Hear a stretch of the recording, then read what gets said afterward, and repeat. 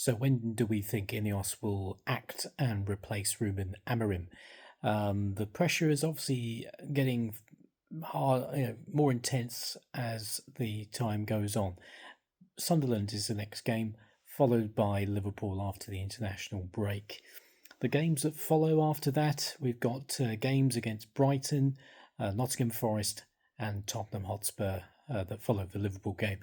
So when we think about how many points we can actually get from those games, what are we talking here?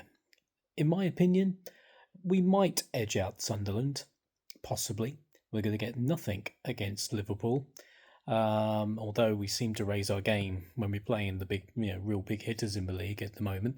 The Brighton game, we might get a point if we're lucky. That's at home. And then away to Nottingham Forest, we might get a draw there. And away to Tottenham, I don't expect to get anything there at all. So there could be 5 or 6 points, which gives us about 12 or 13. It's just nowhere near good enough, is it really? And that's if it stays the way it is. If another manager comes in, we change formation, rip it all up altogether, get the the bounce that's needed. I think that just has to happen, doesn't it? Because we can't afford to lose any more ground. It seems ridiculous to say that after just 6 games. To me, it almost seems like the season's almost done already. I don't know how everybody else feels about that. But who would you bring in?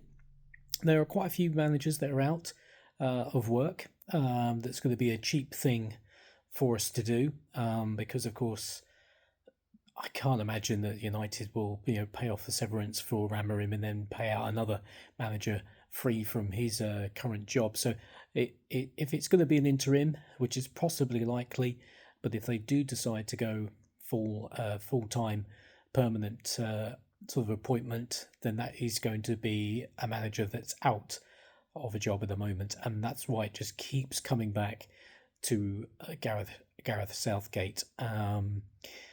Apart from that, Nagelsmann, possibly, if they can prize him away from his current job. Hearing sort of words around Pochettino again, but then, of course, he's in the USA preparing for the World Cup as well. So, yeah, it's going to be interesting to see what happens and how this unfolds over the next sort of coming days and weeks. What do we reckon? Leave your comments down below, like and share the video, and subscribe if you will. That'd be great. Good night, everybody.